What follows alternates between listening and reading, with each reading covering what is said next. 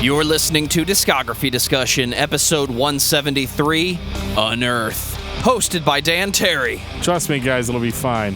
And Joseph Wren. This is everything you like, all at once. Presented by discussmetal.com. And if everything you know about the Earth's construction was learned from an episode of Sliders, then you are ready for this episode of Discography Discussion. I am Joe, that is Dan. Are you ready for some serious thrash metal? Because we're talking about Unearth.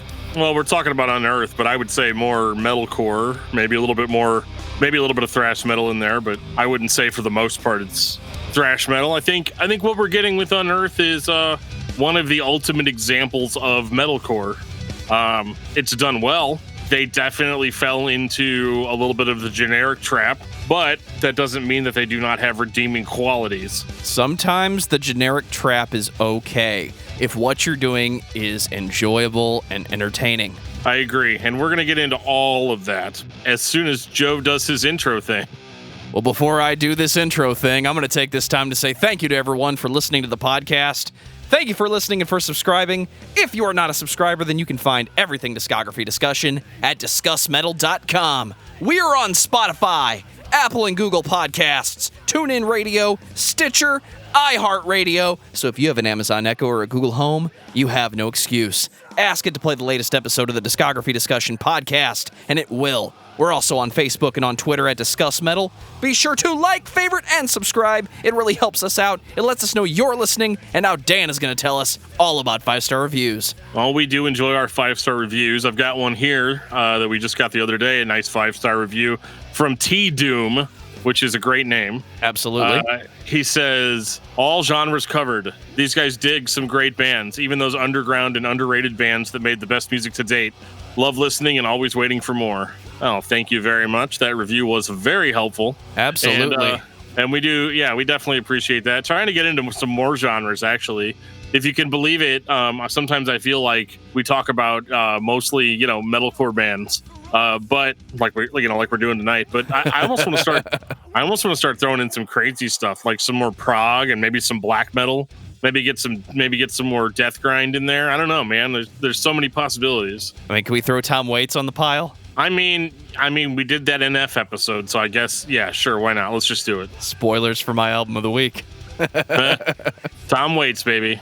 We have some YouTube comments in regards to some of our previous episodes. Regarding episode 170, Dry Kill Logic, Effie says, loved it. Well, we love you. In regards to episode 63, Mudvayne, Ernesto says, Lost and Found had mostly good tracks.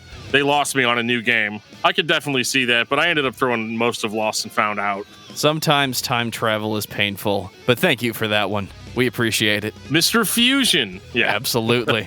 He doesn't run the gas tank, according to Doc Brown. There you go. Well, in regards to episode 149, Bile, the Stranger says, thank you guys, the most underrated band ever. Your words nailed it. I personally think they influenced Slipknot and Mushroomhead as they are watered-down versions of Bile. I've been there since their first album. What a ride and a soundtrack to my life. Okay, be blessed, fellas. You as well. Please stay safe, stay healthy, and yeah, dude, some serious Bile. Yeah, gotta get some Bile in there, man. That was one of my favorite industrial December bands for sure. Absolutely. I know we got a few big ones coming up this year. Namestays of the podcast that have been brought up more than once that we're finally going to talk about. Absolutely. I'm stoked. Some of those discographies are so long for those industrial bands. Like, we've had to start listening to the stuff like now in order to start getting ready for it. So. Absolutely. Some of that stuff, I feel like you have to be a part of that scene and really take it in order to fully describe what's going on. But sometimes it just sounds like another version of this cool idea that this person put together. I mean, if Circle of Dust had 20 albums, I'm sure you'd have an opinion about every single one. Oh, definitely. So, Dan, tell me about Unearth. Well, Unearth is an American metalcore band from everybody's favorite Tea Party destination, Boston, Massachusetts. They have been around since 1998, and they've been killing it, dude. Unearth is one of those bands that, to be honest with you, I really didn't listen to that much growing up, which I know is in contrast to a lot of the bands we talk about. So I went into this Unearth discography discussion kind of being a little bit more curious than anything else. I mean, obviously I'm familiar with Unearth, but they were never one of my mainstay bands. And so my goal during this listen through was to figure out why that was, or if there even really was a reason for it. I'm with you on this one. I know the band Unearth exists, but I think they got lost in the shuffle of the early to mid 2000s where all the metalcore kind of sounded like the same thing. That doesn't mean it was bad. It just means that for me personally, I was either listening to it or I heard it in the background, and because it sounded so similar, I didn't take the time to look into who that band is and what makes them unique in the genre. For Unearth, there's not a lot that makes them unique, but is what they're doing executed well? We're going to find out. Oh, yeah, we are. Actually, I've already found out. This is exciting. So their first record goes by the name of The Stings of Conscience. 2001. So they'd been a band for quite a while, and you can tell on this record, I talk about this a lot on the podcast of early metalcore and how it was a straight up like combination of what it sounds like, hardcore vocals, hardcore breakdowns, but mixed in with, some serious metal riffing.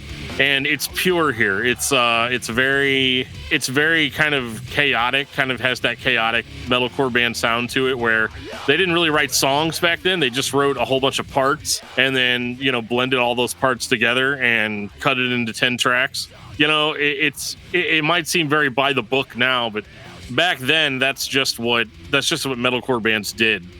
So this is very similar to a lot of the bands that were out at the time, like early Killswitch Engage, early As I Lay Dying. All of those bands sound significantly different on their first record than they would come to be known, and that is definitely the case with Unearth. But what I love about this record is its randomness and how it sticks out so differently than the rest of their material. I think it hits really, really, really hard in places. The breakdowns are hard, the vocals are harsh. The drumming is devastatingly awesome. And one thing that you can pick out from this band, as opposed to some of the other ones that I mentioned, is there wasn't a lot of early metalcore where people could just like totally shred. And it started kind of coming through that these guys could actually shred, that they had done their heavy metal homework. So some of the stuff that they throw together is very impressive. It's not necessarily memorable yet. I don't think they were a memorable band yet at this stage in their career. But I can appreciate the sentiment, especially going back and finding a record that sounds like this where I don't already know it, front to back. I listened to this. I look back to 2001. I was primarily listening to nu metal and thrash at the time. I feel like 2003 Dan Terry would have picked this one up and said, "See, dude, it's not just me. These guys listen to Zayo too." Yeah, I think that they probably did listen to some Zayo. And that's kind of the formula that is there, in that there really wasn't a formula for old metalcore. And I think that's what really drew me to it, is at the time it sounded very, very, very fresh to me. And this one still sounds kind of fresh to me. And I actually really enjoyed it. To start off the listening week of Unearth, it was really nice to get just pummeled by this album right out of the gate. I love this one. 10 out of 10, would buy again. Yeah. Like it's great. Like I don't really have a whole lot of criticism. It's not bogged down by clean vocals. It's not overly melodic. There are a few melodic elements in there, but again, early metalcore was not melodic. It was not mainstream. It was not digestible, unless you were just like all really, really into that scene. So yeah, I love this one. I love the feedback. I love the distortion. I love all of it, man. It's got almost a little bit of a chaotic metalcore sound to it. So I love that about it as well. Very different Unearth album than what we were going to get later on. It's definitely different from the production sound of the later records. One of my favorite qualities of early metalcore and most of the first releases from metalcore bands, whether you're doing the Norma Jean style of chaotic hardcore or you're doing the Killswitch Engage style of it's basically thrash with Gothenburg riffs, most of these records sound dark. They sound underproduced. There's not a lot of tricks. The band is just playing the riffs. And whoever recorded it just makes it sound dark and dreary, almost that leftover 90s sound where the guitars just sound like a whole lot of mids are scooped out. Everything works, and there's something about it that it doesn't sound fake to me. It sounds like a band I would want to see at a show. It sounds like a CD I would pick up after the band played their set. I'd spend my $20 and call it a day. I mean, absolutely. I would have done that had I seen Unearth back then. Probably would have gotten hurt pretty bad in the pit as well. So that's just kind of a badge of pride type of thing. So I guess my biggest question is, what happens in 3 years to a band like this? Where do they go? This is the time when As I Lay Dying and Killswitch Engage were starting to be noticed. Nu metal was dying if it wasn't already dead. You were getting your pop sensible metalcore and hardcore, but then you had this thrash-driven Gothenburg riffs with double bass and a guy just barking at the microphone. And for Unearth, this leads to The Oncoming Storm in 2004. This almost sounds like a totally different band. Vocalist sounds the same, but gone is a lot of that darkness, that chaotic darkness that we were talking about with the first record. And now what we have is another band to add to the ranks of Gothenburg death metal influenced metalcore bands. It doesn't sound quite like As I Lay Dying. It sounds more Killswitch to me, but it's Killswitch without the clean vocals, without the melodic vocals. Sure, there's some melodic vocals thrown in there from time to time, but it never became like I've never heard this band bust out a clean chorus. And so this is usually the part of the discography where I'm like, what is the deal with this band? Why did they go for this generic metalcore sound? But I would argue that in 2004, this was kind of the evolution of the genre. Every band was doing this in 2004. So it doesn't win originality, but because of the fact that Unearth has been around for a few years, I mean, since 98, they're kind of already a staple in the genre, which is why The Oncoming Storm was probably one of their biggest records, because it gave fans of metalcore another band that could play kind of as an alternative to the more melodic Killswitch stuff, but maybe not quite as brutal as what As I Lay Dying was doing. So this is kind of just in this weird middle ground, and I think that's why I really didn't check the band out much, because I felt like the things that were being presented on this record had already been presented by other bands. Not necessarily better. I think this stands toe-to-toe very well with something like a Killswitch Engage. But if you're the kind of guy like me that doesn't like your songs to get slowed down and get bogged down by clean vocals, Unearth is a great alternative for something like that, because you're still getting the metal core, you're getting the screams, you're getting the breakdowns, but you're also getting, for lack of a better term, very unoriginal riffing. It's very straight up borrowed, in certain cases straight up lifted from bands like In Flames or At the Gates or Dark Tranquility. And I know that everybody did it, I know everybody did it. The worst offender is probably the song Zombie Autopilot, which is just a direct lift of an In Flames song. So I mean, it's just, that's frustrating. At least the opening guitar lead is, but it's fine, I guess. Like, this record is perfectly fine to listen to if you're in the mood for this kind of metalcore, but it's completely unoriginal in its composition.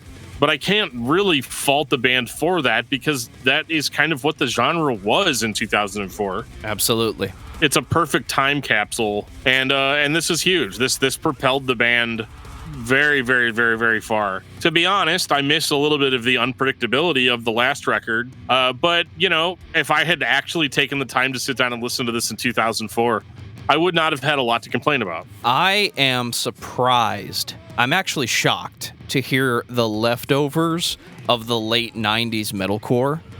The first half of this record, it sounds to me like somebody who was a huge fan of Zayo's Blood and Fire decided to make another record where they still did that. You had the dual guitars, the Gothenburg was sneaking in, but you still had the chug-chug with dissonant highs. The band was still focusing on the rhythm of the breakdown and making it the focus of the song. The drums on this record are triggered as fuck. They might not even be played by a human. I don't know. It doesn't matter. It's 2004. This is what it sounded like. So you have a band who is moving forward with the Gothenburg sound, doing essentially the same thing as everybody else, but they're holding on to a little bit more of the chaotic metalcore that, if it wasn't already gone, was leaving. This might be the first band I've heard that still had the chaotic aspects of metalcore in 2004. In the same breath, they switch into straight As I Lay Dying, Gothenburg-driven death metal riffs. Yeah, I mean, I don't know about the trigger drum thing. I don't know how common that was in 2004. I don't hear that. The drums actually sound pretty good to me. I've heard trigger drums, but there's nothing on here that makes the drum sound inhuman to me. I'm not an expert, obviously, but I don't know. I didn't really have much issue with the drumming. It matters if you want to pick on the drummer, but I don't. It's par for the course for metalcore in 2004, as far as the sound of the record. I agree, and this was huge. You know, they got on some huge tours for this. This record is largely responsible for Unearth being a household name, and I had no real issue with it, other than I've just heard a billion bands play this style before. But the guys in Unearth were above average musicians in comparison to some of their peers. So I'm more into it probably than I should be. And now whenever I hear stuff like that, it's more nostalgic for me. But I do miss the brutality and all of that. It's weird to me seeing this band, after putting that first record out, go into such a straight ahead, Gothenburg influenced death metal sound. But take a drink every time we say Gothenburg. It's almost a reminder of where music went in 2004. You were exiting nu metal, going straight into Zao. So the expectation was that metal was going to get heavy again, but it was going to be a new kind of heavy. Instead, what we got was everybody sounds like As I Lay Dying. Yeah, pretty much. And, I think we're taking away a little bit from their creativity. Unearth definitely has their own sound, but I don't feel like it was carved out very well here. Are we ready for In the Eyes of Fire? Yeah, I mean, I'm ready for it in the sense that I was ready for the oncoming storm. In the Eyes of Fire is, for lack of a better term, pretty much the same record as the oncoming storm. 2006. To me, it is, anyway. If any of the band members are listening to this and be like, man, screw this guy, he doesn't know what he's talking about, that's fine, but I don't know, man. You get into this record, and it's a little bit more shred-tastic. It's a little bit more traditional metal, maybe a little bit less core, which is, again, what all the cool kids were doing in 2006, where they're like, we're going to come across as a legitimate metal band and not as much as a straight-ahead metalcore. But it still comes off that way. There's still, again, a lot of melodic death metal riffs from certain Swedish bands that are being used. And again, I don't know. I'm going to go ahead and say they are probably copying these from the source, just the way they're played, because they don't sound like As I Lay Dying, whereas As I Lay Dying took like elements of Gothenburg riffs, whereas Unearth is just playing straight up Gothenburg riffs. So I don't think they're copying their peers here, but I have trouble. I mean, yeah, it's got better production, it's louder, the breakdowns hit harder, but the songs largely seem a little bit more formulaic. Then I know that this band is capable of more. Like, I know that they can shred. I know that they can bust out crazy stuff that you're not expecting. And they do pepper cool little elements and little guitar leads and fills and stuff in there to make it sound cool. Right. There's more than one spot on each record where my only reaction is, oh, they were listening to Between the Buried and Me on that day. Because they sneak in that little sweep-pick dissonant riff that doesn't sound like the sweep-picking trick that every lead guitar player did back then. Just the shred-tastic, it's a trick, guys, come on, you're all doing the same thing. This one actually sounds like, I'm going to play a dissonant passage here. Yeah, but it's the Paul like Wagner style of slowed down enough that you can at least hear the notes being played. It's almost like they are trying to hint to us that, like, hey, we're playing this style because it's what gets us in front of people, large amounts of people. Absolutely. But we can do more. You're only getting a little bit of what we can actually do here. And some of the pluses I'll throw on this record is that, like, they definitely get heavier. They kind of blast a little bit more on this record. And as it goes on, by the time you get about 8 or 9 tracks in, like Imposter's Kingdom is one of the most brutal songs on this record, the way it starts off in full blast. And then the song after they just go back into like the whole normal metalcore thing. And they're giving us a little bit of a hint as to what's to come. That they are peppering in these things that are like basically telling us that like, hey, we're not going to always do this. We're eventually going to step it up in every sense of the word. So this record, probably helped them maintain the momentum that they had on the oncoming storm. But it's definitely not my favorite record of the bunch. And it's not a slog. It's not bad. I don't think this band really has any bad records. Spoilers. But I apologize to anybody that was expecting me to go off on some huge rant. But to be honest, this is still in-your-face, heavy metalcore without a lot of the tropes. It would only be a couple of years before bands started going more deathcore and more gent. And I'm happy to report that Unearth more or less stuck to their guns. So this record's fine. The last record's fine. I don't like either one of them as much as I like their first record, but that's not like from a hateful standpoint. It's just, I don't know. I expect these guys to give me a little bit more, to play more to the best of their abilities. 2008, The March. And, everything I was just talking about how they, they could do way more than they had done on the previous 2 albums, could not be any more apparent on The March. This is straight ahead, heavy, hardcore, metalcore, minus a lot of the Gothenburg riffing that we were complaining about. It's 2008. That can't cut it forever. That can't, be your only thing, War of Ages. But, I think it's funny. There's actually a lot of comparisons whenever I listen to those previous 2 Unearth records. I was getting kind of a War of Ages vibe off of them, so you can kind of tell where War of Ages got kind of a little bit of their influence from. But what I like about this record is it is straight ahead. It's more thrash metal than melodic death metal as far as the riffing goes, and there's more straight ahead, just old school kind of hardcore sections in it. But they're still doing all that sweet picking that we love so very, very, very much. I know sweet picking doesn't mean you're like the greatest guitar player in the world, but you can convince the average person that you are with a little bit of that stuff in there. He's not wrong. So I mean, they keep it melodic, but the riff choices and the overall heaviness of the songs, this is a good sound for Unearth. This is where I feel like they've really come into their own without rehashing anything that they've done in the past. But this is where Unearth starts to sound like Unearth, and you start getting familiar with, okay, these guys are going to play breakdowns. They are going to sweep pick over those breakdowns, and they're going to have some straight ahead, jump in the pit, old school hardcore sections in there. And I love it. I think the vocals are harder. The drumming is harder. The riffs are much more composed than they've ever been. So I mean, I'm totally on board for this. This is one of my favorite records that I've heard from Unearth. They really, I feel like they really stepped it up here. They backed off on the production. The guitars are not nearly as thick. The overall mix is not turned up to 10,000. I don't remember what year the Loudness War finally died. I know YouTube contributed to that. But in 2008, I expected everything to get turned up even louder than it was before. And I was happy to hear that I was, for better or for worse, listening to 2 guitarists play riffs, which is closer to the original album. So you have more of a thrash metal mix in that the musicians are allowed to play and sit in their corner of the mix instead of the metalcore, the guitars are the focus, let's have 17 layers of guitars and just turn everything up to 10,000, like I said before.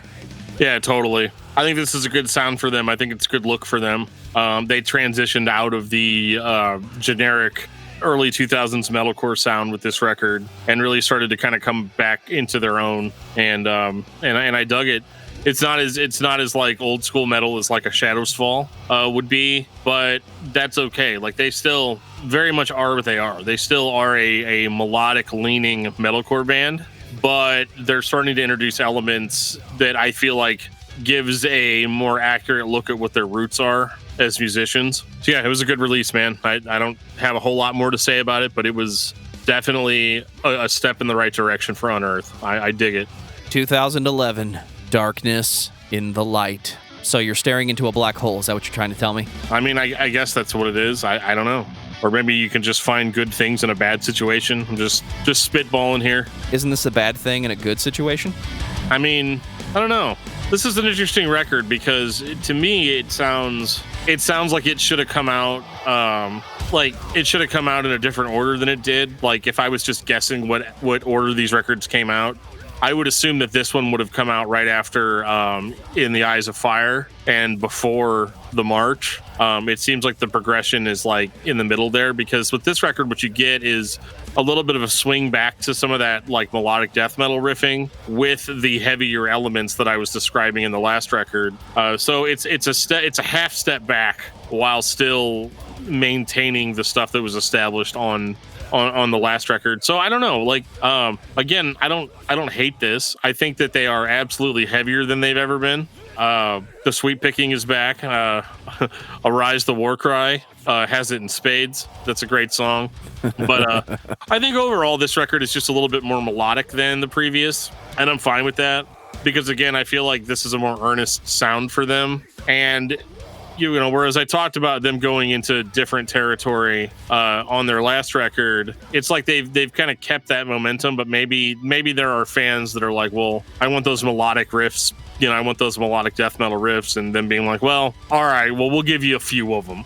Something along those lines. And again, I'm creating a narrative here. I have no idea what was going through people's minds when writing these songs, but that's just my impression of it. I think it's another solid Unearth release. With records like this, it's hard because again, there's nothing that jumps out at me as being objectively bad. But it is we are kind of reaching that, okay, it's another Unearth album, sort of territory.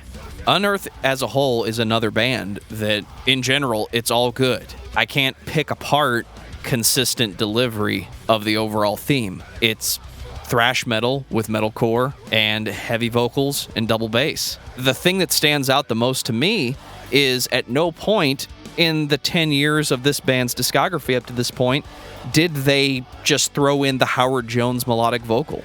That might be what makes this band unique. They don't follow all of the tropes. They stay heavy. I wonder if their focus is on the breakdown of the live show. If it's always heavy and always intense, then you're always driving the energy of the crowd. There's not a point where the band just releases and says, now we're going to sing to you. If there's a release, it's in the musicians. I don't know that that's unique to this band, but it's definitely unique in the scene of metalcore at the time. I agree, and there's a lot of bandwagons by that year that they could have jumped onto. You know, they could have thrown the more genty stuff in there. They didn't. They could have thrown it. They could have gone more melodic and added singing and all of that and choruses and everying, but they didn't. Hey Dan, can I get some bass drops for this mix? No. Yeah, they don't do that either. They don't drop any bass drops, which I think is kind of cool. I mean, don't get me wrong. I like Gideon just as much as anybody else does. But let's just say that, like, you know, they keep it in the vein of what the original idea was. You know, even if you go all the way back to their first record, the idea was we're going to be heavy. We're going to keep it that way. We're going to let the guitars do the talking, so to speak. They don't rely on overly rhythmic patterns. You know, it's like you look at a band like this versus a band like a Living Sacrifice or Meshuggah, where their delivery is largely more percussive. Unearth keeps it heavy, but still brings everything in kind of from a melodic standpoint. So what you have are well thought out songs, but they focus more on the guitar. I feel like the guitar really rules with Unearth. Absolutely. Whereas again, a lot of other metalcore band, it's sometimes more about the drums and the bass and the vocalist. So, you know, and it's not that they can't be percussive. It's not that they can't hit hard. They certainly do. And they really, really start going into almost more of an extreme metal direction once we get to Watchers of Rule. 2014. I mean, you get your generic intro song, you know, 43-second song, and then the swarm kicks in, and you're getting blasted just right out of the gate with almost like a death metal, black metal type of grind. And then when Trevor's vocals kick in, I mean, it's just, you go back into pure Unearth territory. But in 2014, it was the heaviest that they had ever been up to that point, which again, a lot of their peers were still trying to hold on to that mainstream success that maybe they'd achieved by singing more choruses. I mean, even bands like As I Lay Dying, which I would have thought would have been on the more brutal end of the metalcore spectrum, by that time we're already having big anthemic clean choruses, similar to what Killswitch Engage was doing. And you've got Unearth over here doing what Unearth does, which is deliver you heavy music with some melody, with a little bit of singability. But I mean, Unearth has never delivered to us like a chorus, or really that I can think of, or any type of super generic song structure. And this record, they just took it even further. It's almost like they I don't want to say they updated for the times, but you can tell as time has gone on that their definition of heavy has changed along with the rest of the world. So you're starting to hear other influences creep in there.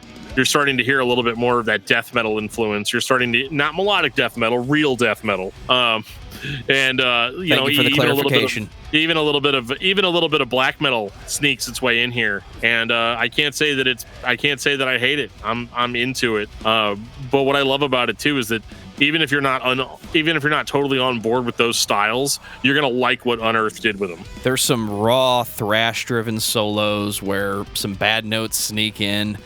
It convinces me, the listener, that the band is giving more opportunity for failure. You know, you get a couple sour notes here and there, and I know from the music theory side of it, there's no sour notes, but let's think about what the majority of people think sounds good is what sounds melodic and falls into the key of the song.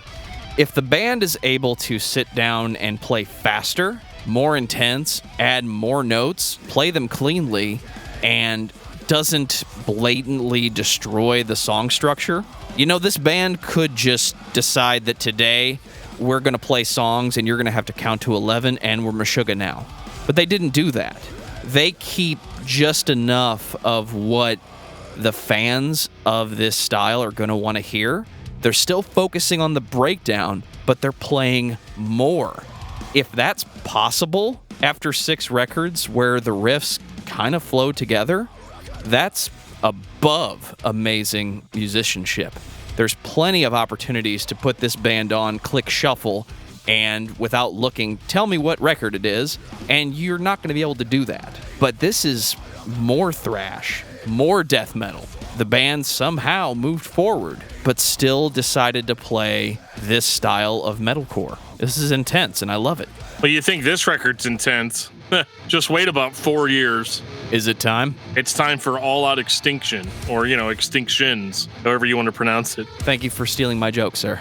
Oh, I'm sorry about all that, but I just have to get to this record. 2018, we're going to bring back more of the dissonant metalcore from 2001. Dan Terry's going to love this record. Ladies and gentlemen, he's not unpleasable at this point, but 3, 2, 1, go.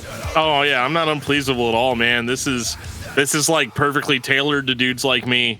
Again, it's basically, I mean, if you want me to say the generic thing, it's an amalgamation of all of the band's previous material into one consistent sound. You should go buy it right now in 4 different colors on different vinyl records. As we all know, vinyl's the way of the future. No, okay, so this record is awesome.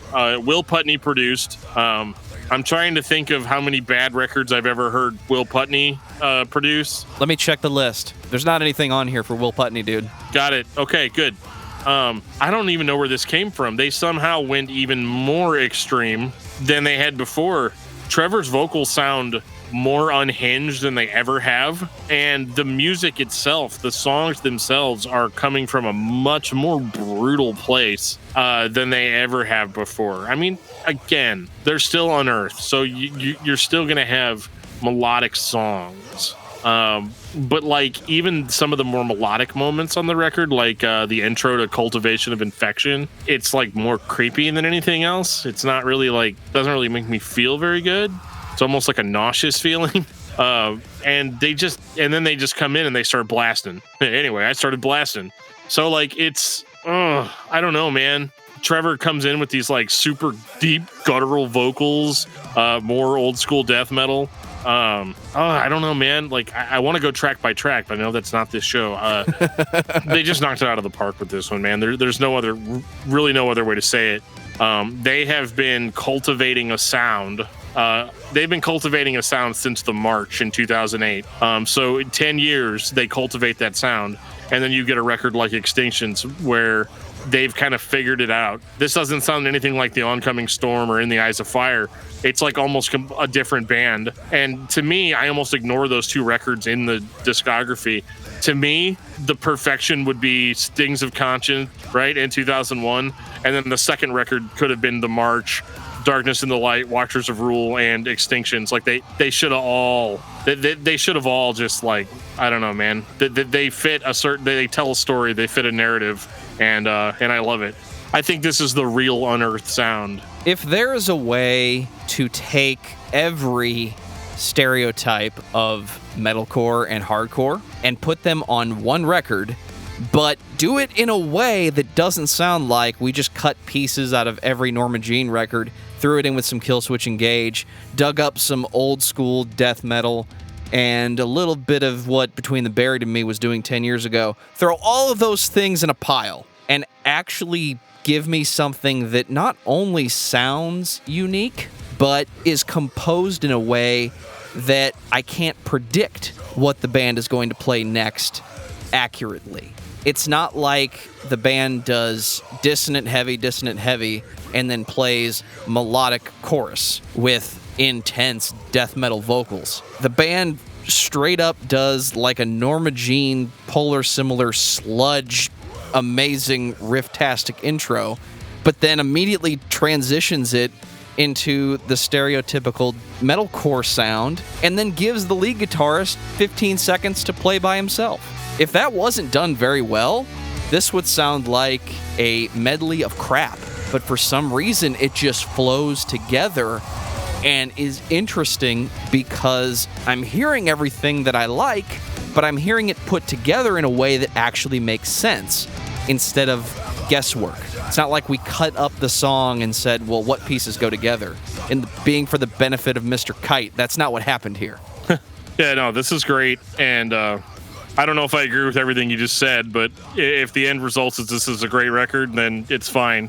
I can definitely feel the anger. I can feel the brutality in this record. So many bands that have been around as long as Unearth have do not sound this fresh on their newest record. Absolutely. And one thing I appreciate about Unearth too is that they take a lot of time between their records. They don't necessarily put out a record every 2 years like everybody else does. And so I feel like the gaps of time between records really helps them kind of get back into the right mindset for recording.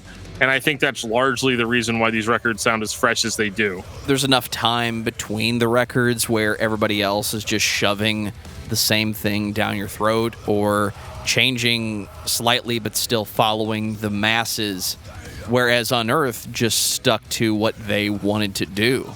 You have consistent delivery of death metal and metalcore, and everything that creates those two styles, that's all there too. Final thoughts on Unearth. Dan. I gotta say, man, I was pretty surprised by what I got out of Unearth, because the only albums that I was really familiar with whenever we started this was like the Oncoming Storm and In the Eyes of Fire. So I kind of had no real idea that this band was like more than that they were more than just your Gothenburg riff metalcore band. And so I've been missing out, man. I love Unearth now. I'm a fan now. I love the last few albums quite a bit, and I'm excited to see what they have going on in the future. If you didn't give them a chance like I didn't, definitely check them out now. And really any of their albums past 2014, or really any of their albums since 2008 is a really good jumping on point. I'm in the same boat as you. I did not listen to Unearth. I knew they existed, but I didn't pay attention, because when you hear one song, it sounds like what everybody else is doing, you're not going to turn your head and take a look. Unearth is not going to be the band I sit down and I'm going to listen to all the Unearth records today. I did that this week. Don't get me wrong, it was all good. But if I'm going to put together a week-long playlist of these are the records I'm going to sit down and listen to, everything on this list, every record in this discography is going to be a good drive to work on Monday morning. We're going to start off the week intense, and it's going to be with Unearth. Yeah. So if you're a fan of anything guitar-driven metal, you should be listening to Unearth. There is no exception. It's all good. And the beginning and the end have just enough of that old-school metalcore that even if you're not the biggest thrash guy, you're still going to jump on and take a listen. Dan, what's your album of the week? My album of the week is The Tide and Its Takers by 36 Crazyfists. For me, it's Tom Waits' Blood Money, because batshit insanity is always good on a Sunday. Nice. Take us out, DFT. If you've ever been listening to this show and you thought to yourself, man, I really wish they would talk about this band I know about that doesn't seem like anybody else ever talks about, hit us up, man. We'd be super, super excited about that. We have a giant list that we will add to. And there's a lot of different ways that you can reach out to us. You can reach out to us on Facebook at facebook.com/discography discussion. You can send us an email at danandjoeshow@gmail.com. You can hit us up on Twitter at discussmetal. We have a Discord server that you can join if you click on the link in the show notes. You can also hit us up on Instagram under Discography Discussion. Send us a message there or comment on one of our photos. We would very much appreciate those suggestions. Don't ever feel like you're bogging us down. We really appreciate all the suggestions that we get, and they do all end up going on the main list. So yeah, hit us up. There's a link to our Teespring shop. If you buy some sweet Discography Discussion merch, you can get a hoodie for super cheap. It's getting cold out there, people. You're going to need that hoodie. And on that note, this has been episode 173 of Discography Discussion. Thank you for listening. You can like us on Facebook and follow us on Twitter at discussmetal. Subscribe to our podcast everywhere you listen to podcasts, including Google Play, Apple Podcasts, and Stitcher. Visit discussmetal.com for all things discography discussion. And please send questions and comments to danandjoeshow@gmail.com. If you are not a patron, you can become one at patreon.com/discussmetal. We have some sweet perks. Hey, Joe, can I have some money? $1 gets you into that exclusive album review feed. Patreon.com/discussmetal.